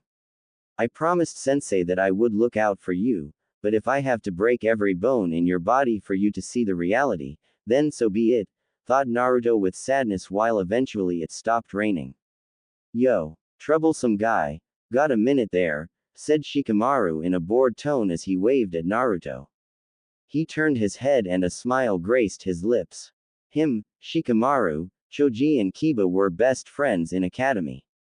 Although, he and Kiba had a friendly rivalry, but Shikamaru and Choji were in a sense, true friends for him. They played together in the academy, ate together and bunked classes together, but later went their separate ways. However, Shikamaru and Choji were still best friends. But among the rookie 9, ones that Naruto trusted the most were Choji, Shikamaru and Hinata. Hey there, lazy, said Naruto with a goofy grin. Ramen, greeted Choji with a smirk. Ah, barbecue. I see you still managed to sneak some food from the proctors, said Naruto as he glanced at the potato chips packet in Choji's hands. So Naruto, no offense but tell me one thing, are you the strong, genius and a prodigy one we saw a moment ago, or the weak, idiot and a dead last we've seen in the academy? asked Shikamaru with rare curiosity in his voice. Oh ho. So I've confused the Shugi genius, that counts for a party, hee hee. Well, for your question, mix both the personalities, what do you get? Asked a grinning Naruto. An enigma, said a bored Shikamaru. That's what I am, Shika. That's what I am, said Naruto while Kin could only blink at the awkward conversation going between them. This was the Chunin exams, damn it, every team for itself and they were acting like nothing was going on. But she could tell that Naruto was on his guard if they tried to attack him. So Naruto, care to tell us about your changes? Asked Choji. That, you'll have to ask the Hokage. But that aside, you aren't going to try anything funny, are you? 'Cause I don't want to hurt my long-time friends, said Naruto in a serious tone. We aren't that low to attack a fellow squad who's already crippled. Besides, if we would have wanted your scroll, we wouldn't have intervened. So yeah, you can keep the scrolls, said Shikamaru in a lazy tone while Naruto nodded with his reason as he found no deception in his words, but still wasn't going to relax until they left. He knew Shikamaru was a genius and wasn't going to underestimate him. Hey Naruto, said a meek voice. Naruto tilted his head to see Ino standing behind her teammates. Instead of greeting her like he always did because of his mask, a deep frown etched on his face. What are you planning, Ino? If you think that your nice scroll act would get you the scrolls, then you're dead wrong, said Naruto seriously while Team 10's and Kin's eyes widened at his hostility. What are you talking about, Naruto? We told you, spoke Choji, but he was interrupted. I don't care. I trust you and Choji but not her. Never, spat Naruto, his insecurities rising to the surface. He could accept Sakura's sudden change in behavior due to the trauma of fighting a Sannin and that she was his teammate, but here Ino, who wasn't even his teammate, just coming out of the blue and greeting him like that, he couldn't trust her. After all, she too treated him like trash, though not to Sakura's extent, but still, this might be a plot to steal their scrolls and impress her also, Sasuke-kun. But I don't want the scrolls, Naruto. I was just greeting you, said Ino in a sad tone. Stop your bullshit, Ino. You mean to tell me that after all these years you're properly greeting me now? When the Chunin exams are going on? I don't believe that crap. Why shouldn't I think that you're trying another lame trick to impress Sasuke? Said Naruto angrily. Tears threatened to fall from Ino's eyes and they did, but weren't noticeable as they mixed with water droplets on her face due to the rain. While Shikamaru and Choji could understand Naruto's logic, she did treat him badly, so they can't accept him to even treat her as a peer so quickly. We should be going. See you at the tower, Shika. Choji, said Naruto as he went past them with Kin in his arms towards Sakura, who was currently tending to Sasuke, whereas Team 10 went their separate way with a silently sobbing Ino. Kin was confused as to why he behaved that way, but she knew better than to interfere into someone's personal matters. Great. Now Sakura's gonna revert back to her fangirl mode. To think that I thought she could change, thought Naruto with frustration evident on his face. He sighed while Kin watched him with confusion. How is his condition, Sakura? Asked Naruto while expecting a banshee screech of, Naruto baka. Look what you did to my Sasuke-kun. But he was really flabbergasted when she instead smiled at him. Oh, he's much better now. He only has a mild fever. The beating that you gave him must have pushed those black markings back, Shinoru, said Sakura while playfully screaming the last part as she waved her fist in air. A large sweat drop formed on Kin's head. This team is rather weird. I can see why Orochimaru had an interest in this squad. The Tem always had a fetish for weird things after all, she thought afterwards while Naruto was just gobsmacked. Hee hee. Sorry, just joking. But yeah, he's gonna be fine now. It was all thanks to you, Naruto, that he was brought back. I could see that the foul chakra was interfering with his mind. The use of electricity to stop that mark from spreading and stun him was an ingenious idea indeed, said Sakura seriously, not at all surprised that Naruto knew chakra nature manipulation as he did warned her before while Kin nodded with her. Who are you? There's no way that you're the Sakura who I know, said Naruto shakily, not able to contain his shock. I told you, Naruto, I wouldn't blame you over something so trivial. You're the strongest member of our team, so it was natural you had to stop him, she said with conviction in her voice while Kin could only wonder about what was going on between these two. Naruto could only nod dumbly. Was this a surprise, Naruto day? First that Proctor says that she knows about his mask, then that snake freak attacks them, then a good Itachi comes to save the day, who was supposed to be a psycho killer lusting for power, then he comes to know about his dujutsu, Uchiha clan and whatnot, then he learns that Sakura was willing to change, which was in a sense a rigid metal trying to bend its shape. Then the biggest shocker, the Kyuubi no Kitsune, the supposed almighty demon so fearsome that even the cage-level shinobi piss their pants in its presence, was a female, a damn hot female, and if that was not enough, she was attracted to him. Oh, no doubt, he would always remember this day, the day that changed his life drastically, the Chunin exams day. He could only describe this day in only one word: troublesome. I need my ramen, damn it, thought Naruto as he inwardly cried anime tears. The other shinobi may find it funny, but ramen was his stress buster, his way of coping with so much stress and depression in his life, along with training, of course. That aside, he was brought out of his musings when he felt a soft hand on his cheek, whisker marks to be specific. Naruto-kun, are you alright? Naruto. What? Asked a blushing Naruto when he felt Kin's soft touch and heard her soft voice followed by a shout from Sakura. Sheesh. What's wrong with you? I was asking you about what should we do next? Asked Sakura with an annoyed expression while Naruto laughed sheepishly. Meanwhile Kin was as red as a tomato. What's wrong with me? We've just met, and I'm already calling him Naruto-kun. Seeing his tired expression, she couldn't help but worry for him. Seeing his cute whisker marks, she couldn't resist but touch them. Seeing his sheepish smile, her heart fluttered. What was this strange feeling, emanating from the pit of her stomach which spreads through her body like a wildfire? Hey, sorry, but I think we should get to the tower as fast as possible, seeing as we already have both scrolls. There's no need to rest here or the other teams might attack us. We have 3 days to reach there, so we can head there at a steady pace, he explained while Sakura nodded. But what about her? She's our enemy and attacked us. She tried to kill me even though I offered our scroll, said Sakura while glaring at Kin. I'm really sorry, but I had no choice. If you didn't notice, I was constantly holding back against you and fought you myself so that my teammates couldn't injure you badly. I was trying to stall time as much as I could.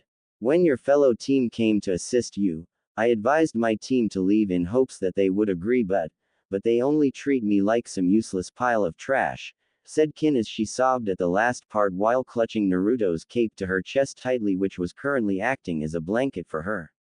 Sakura looked at her with pity and sadness. She could only wonder what would happen if Naruto and Sasuke treated her like that. She's just like me. I'll make sure to at least protect her from those idiots, thought Naruto as he clutched Kin to his chest tightly while she snuggled into it and started crying louder. Shish, Kin-chan, don't cry. I'll make sure that they wouldn't lay a single finger on you, whispered Naruto in her ear. Really? Asked Kin with teary eyes and a cute expression on her face. Naruto couldn't resist and kissed her on her petty nose, leading to a burning red face of Kin. Absolutely, exclaimed a grinning Naruto who created 2 shadow clones but with a little difficulty as Kin was still in his arms. At times like these I wish I could do seal less jutsus. Oh well, I guess I have to improve my chakra control or wait for the ascension of Rinnegan, he pondered. Naruto, I think I should carry her or else you wouldn't be able to fight if another team attacks us, spoke Sakura while Naruto shook his head. Can't do that, Sakura. I'm providing Kin-chan my chakra constantly, which is in a sense acting as a painkiller. Several of her ribs are broken and needs to be treated as fast as possible. Besides, you're already injured and low on chakra, you wouldn't be able to carry her for long. My shadow clone here will carry Sasuke while the other will keep a watch for any backside attacks, explained Naruto while Sakura was surprised that he formulated a plan. As far as she knew, he never bothered for any plans or strategies, but maybe that too was a part of his mask. You take a food pill. I'll carry Kin and remain in front, you would stay behind me followed by my shadow clones, said Naruto. That sounds like a plan. But wait, how can your chakra reduce her pain? That's not possible unless you know medical jutsus, said Sakura while Naruto glared at her. Oh right, no questions, said Sakura as she put a finger on her lips while the shadow clone slung Sasuke on his shoulder. If we move steadily, we can reach there in a couple of hours excluding any attacks or hindrances, said Naruto but noticed that Kin had fallen asleep in his arms resulting in him smiling warmly at her peaceful face whereas Sakura ate a food pill. Alright, let's go, said Naruto as they all left the clearing. All the while, Kurenai was listening to their conversation as she had moved closer to their position under a powerful genjutsu. She pitied the Yamanaka's condition, but the girl had it coming. On the other hand, she was saddened after hearing about Kin's insecurities. She was also surprised by Sakura's behavior and the level of maturity shown by her. But most importantly, she was proud of her Naruto for the way he handled the situation. He definitely deserved a kiss from her or maybe, more. She blushed while thinking about the kissing part. Kurenai had never kissed anyone, she could only wonder how a kiss with Naruto would feel like. She was brought out of her daydreaming when Team 7 along with Kin moved out of the area and hence began following them at a safe distance. Team 7 after several hours of traveling. Moo, Naruto, I'm tired, we should rest up a bit, whined Sakura for, who know how many, times while Naruto sighed.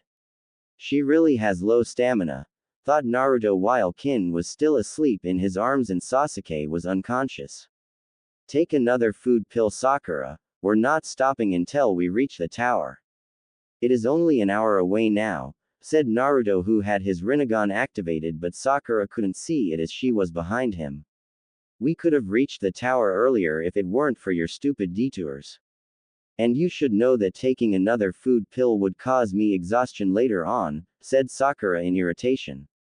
During their traveling, Naruto and the shadow clone at the last constantly had their Rinnegan activated. With his Dujutsu's ability to see chakra and heightened senses due to Ayumi, he was constantly changing routes to avoid traps or confrontations with any team. You can rest for 3 days when we reach there. Now stop your whining and take a food pill, spoke Naruto while Sakura huffed as she ate a food pill, muttering words like, meanie, in her breath. Someone's been following us since we started moving, I should check it out, thought Naruto as he gave a mental command to the shadow clone at last to confront their follower. Meanwhile, Kurenai was following them for 2 hours and wasn't winded at all, she was a Junin after all. Right now, she was only using AB rank genjutsu, enough to hide from a Chunin. But she was surprised when the shadow clone at the last of the group suddenly started moving backwards in her direction. Did he notice me? Damn, should have used a higher level genjutsu, but could it be that the Rinnegan can see chakra too, like the Sharingan and Byakugan, she thought while her heart started beating a little faster at the prospect of meeting Naruto, even if it was a shadow clone. Although, she had met him a couple of times before, but then she only acted like a sensei and her attitude had remained professional. But now, she could open herself to him, she could melt the ice she had created around her. Kurenai was brought out of her musings when she heard Naruto's voice. Come out whoever you are. I know you're there, said the clone Naruto who abruptly spiked his chakra to Junin levels for a second letting to the genjutsu getting dispelled. Damn, this was a high-level jutsu, meaning whoever is here is definitely a Chunin or above. I would have to stall as much time as I can so that the boss's team can get a safe distance from whoever this is. But could it be Orochimaru? Thought the clone as he readied himself for an attack, his Rinnegan activated. But he was surprised, when suddenly he was lifted in air while wooden branches wrapped around his black Junin-like vest. He turned his head to see a large tree behind him while cherry petals were flowing in midair around him. Another genjutsu, thought the clone before he felt the cold metal of a kunai against his neck. My, cautious aren't we, Naruto-kun? Whispered Kurenai in a changed childish-like feminine voice in his ear while she licked his ear lobe. He blushed when he felt her warm and soft tongue on his skin. I think I've heard that voice before, thought Naruto before his eyes widened in realization. Could it be her? Of course. How could he ever forget that voice? Be Benihime-chan, whispered Naruto in shock. Hehe, you finally remembered me, Naruto-kun. I'm surprised. It's been 6 years after all, whispered Kurenai. Flashback 6 years ago. A young 6 years old gloomy Naruto was sitting on a swing in the park while he watched other children play. He had tried so many times to play with them, but they would only beat him, bully him or call him monster while their parents glared at him. He was idly swinging with his head down when someone shadowed his face. He lifted his head to see 3 beautiful girls of his age standing in front of him. One had curly long black hair with crimson eyes, the other had brownish hair tied in a ponytail with the fairest skin tone, and the last one had long flowing purple hair. Do you want play with us? Asked the crimson-eyed Kurenai, one while Naruto's eyes widened. You, play with me? Asked young Naruto with a cute expression. Kurenai, Hana and Yugao had to resist the urge to just glomp him. Sure. My name is Sum and these are my friends Benihime and Yugi, said Hana while Kurenai and Yugao smiled at him. My name, Naruto. But, they call me Demon. You, shouldn't play with demons, said Naruto as he gazed sadly towards the ground. The villagers are idiots, Naruto. They just can't see that you're not a demon. You should just ignore them, said Kurenai with a hint of anger in her voice. Me? No demon? Asked Naruto with hope. Nope. You're just like us, Naruto, said Yugao as she dragged him to his feet by holding his hand. Really? I'm like you? Asked Naruto with teary eyes. He thought that he was a monster, that's why the other kids didn't play with him. But he became ecstatic and happy when Hana shook her head. Yay. I knew. Dadbao. Thank you. You 3, very beautiful, like angels, said young Naruto in a thinking pose leading to the transformed Kunoichis sporting a blush before they snapped out of their embarrassment. Come on. Let's play together. From now on, we'll be friends, said Kurenai while she dragged him with her. After some time, they said their goodbyes to him and went their own way. For months, they continued to play with him, often coming to his apartment and helping him with small chores. Over the months, they taught him how to speak, write and read properly, cooking, etc. They couldn't do much as they were 13 years old only right then, but they made sure to help him as much as possible. Over time, they fell in love with him but were ashamed to admit it because of the age gap while Naruto too became fond of them. But eventually, Hiruzen caught just of it and prohibited them from meeting him again.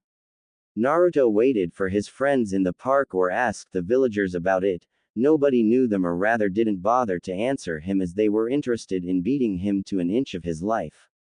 He couldn't ask his Gigi as they had told him them not to tell about their friendship to anybody, even the Hokage. Meanwhile, Hiruzen didn't believe Hana, Yugao and Kurenai as they were only 13 years old and somebody may have tricked them in befriending Naruto and then attacking him.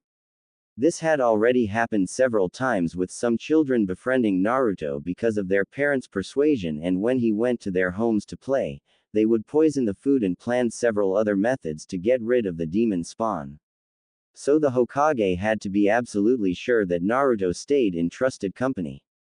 There were only 3 people that he trusted Naruto with right then: Kakashi, Jiraiya and Makoto. Jiraiya had a spy network to maintain, Makoto wanted to but Fugaku didn't allow her, and Kakashi had drowned himself in Anbu missions in despair because of his sensei's death. Flashback end. Of course I remember you. But where did you go? I searched for you everywhere. Why did you leave me? Asked Naruto while tears leaked out of his eyes while his eyes turned to normal oceanic blue color. And where's Sum-chan and Yugi-chan? Are they here too? Dadbao, said Naruto frantically while he tried to free himself. Warmness flushed Kurenai's heart when she came to know that he still remembered them and was worried for them. She released the genjutsu as Naruto snapped out of it to find Kurenai standing in front of him while his eyes widened in surprise. Kurenai-sensei, what are you doing here and where's Benihime-chan? Asked a blushing Naruto while he pinched his nose to stop the blood from coming out.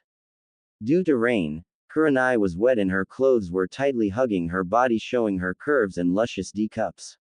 Even her were noticeable due to the coldness. But on the other hand, he was also afraid of her a bit. He'd heard about the famous ice queens of Konoha, but among them, had only met Kurenai until now. He had seen the way she treated men who looked at her in any indecent way. Even those who behaved properly, she was usually cold to them, like she was assuming they would ask her out or something. But he knew that it was all an act. She too wore a mask like him, so naturally she noticed it, him being experienced in the art of deception after all. Inside this cold sheet of glacial ice, he knew there existed a vulnerable and a lonely soul. Eyes were the windows of one's soul after all. Were you checking me out, young man? Asked Kurenai as she fakely narrowed her eyes while Naruto's eyes widened. No. Of course not. Why would I even dare think about you like that? Said Naruto while he waved his hands defensively. Are you saying that I'm not good enough for you? Asked Kurenai threateningly, still continuing her charade. What? He exclaimed with surprise evident on his face while she slowly advanced towards him. You had me right. Am I not good enough for you? Asked Kurenai as her heart sped up a bit while waiting for his answer. Of course, sensei. You're very beautiful like a goddess. I mean, any guy in his right mind can't ignore your unearthly beauty, said the clone Naruto honestly while she blushed furiously, and Naruto, still as oblivious as ever even with his changed personality, glanced at her in confusion. Nay, sensei, your face is all red. I think you'll catch a fever if you remain wet, said Naruto before Kurenai vanished completely from his sight to appear behind him. She circled her slender arms around his waist, her body tightly pressed against his while her head rested on her shoulders. There, this is much more comfortable, Naruto-kun, said Kurenai in Benihime's voice while his eyes widened as he saw Kurenai from the corner of his eyes. Don't tell me that you're Benihime-chan, whispered Naruto in pure shock. I've been waiting for this day, Kitsune-chan, whispered Kurenai while Naruto's eyes widened at the name. The only ones to ever call him that were Benihime, Sum and Yugi, often to tease him because of his foxy grin and whisker marks. Why? Whispered Naruto after coming over his initial shock while Kurenai blinked in confusion. Why did you leave me? Why lie to me? Why didn't you show me your true self? Asked Naruto while his spiky hair shadowed his eyes. It's a long story, Naruto-kun, said Kurenai. I've plenty of time. I'm only a shadow clone after all, said Naruto while Kurenai nodded. She then started explaining about why they had to transform themselves because of the villagers and Hokage and reasons behind them leaving suddenly because of the Hokage. Meanwhile, Naruto was getting angrier and enraged by the second. You mean to tell me that Gigi stole from me something that was possibly the only source of love, friendship and happiness I had in my life? Asked Naruto while white chakra with a red hue started to pour out of his body. Calm down, Naruto-kun. I know what he did was wrong. We tried to reason with him. But at least, from now on we can be together as he allowed us today to reveal ourselves, said Kurenai while rubbing his cheek with one hand and his hair with the other. He inhaled deeply to calm himself down, also noticing that she smelled of red roses and white lily while gradually his chakra receded back. He blushed when he noticed how tightly her impressive bust was pressed to his back while she smirked at seeing his red face. Like what you feel, Naruto-kun, she said while rubbing her against his back while his blush got darker in shade. Where is Sum-chan and Yugi-chan? Who are they in real? Asked Naruto to escape the embarrassing situation while he eagerly waited for her answer to know who his childhood friends really were. That is a surprise, Naruto-kun, said Kurenai as she kissed the back of his neck. She was now really resisting the urge to kiss him. But she also didn't want her first kiss to be with a shadow clone, so she controlled herself for now. But tell me, how were you able to sense me? Was it because of your dujutsu? Asked Kurenai while she could feel Naruto's body become stiff. How did you? He trailed while his mouth was open in shock. Hokage-sama told us about your Rinnegan, and don't worry, we wouldn't tell anyone about it. It's up to you when you decide to reveal it, Naruto nodded hesitantly. But we don't know its abilities. Until a few hours ago, it was supposed to be a myth after all. And we also know about Itachi and his partner. So I'm looking forward to how much stronger you have become, Naruto-kun. But I've always wanted to ask you something, Benny. Kurenai-chan, said Naruto while Kurenai blushed at the addition of chan. Oh, how much she had dreamed of this moment, him calling her Kurenai-chan, or any other nickname he wanted to. Why did you, Sum-chan and Yugi-chan help me? All the villagers hated me, children of my age bullied me, and the whole ninja populace except a few were indifferent to me. Did you know, Naruto-kun, your mother was a role model for us? You have Konohamaru, Udon and Moegi who look up to you, the same way we practically worshipped her. Her beauty, elegance, courage, determination, never say die attitude enthralled and motivated us to no end. She was the major driving force in our shinobi careers. Like you, her personality was bright as a sunny day for her friends but for her enemies, as dark as a thunderstorm. All the villagers liked her. However, they didn't know that she ever had a baby or if she was even married. Silence reigned upon the area before she continued. We were the ones that took care of her during pregnancy, although we were a bunch of brats at that time, but she too always welcomed us with open arms. But that aside, we couldn't see her son get treated like that, so we decided to help you as much as we could. I know that you want to know more about her and your father, but you'll have to ask Hokage-sama about your parents. It's a highly classified secret, finished Kurenai with sadness at being able to tell Naruto about his mother anymore. But can you at least show me how she looked? He said with a hint of hope while she blinked. I guess I can. The law included about not telling you about your mother, but it didn't said anything about showing her to you. Sometimes it's better to bend the rules, said Kurenai as she released Naruto from her hold. Henge transformed, Naruto turned around to see what was the most beautiful existence his eyes had even shown to him. His face immediately went blood red while steam protruded out his nose and ears. This, my mother, he stuttered while pointing a shaky finger at the transformed Kurenai.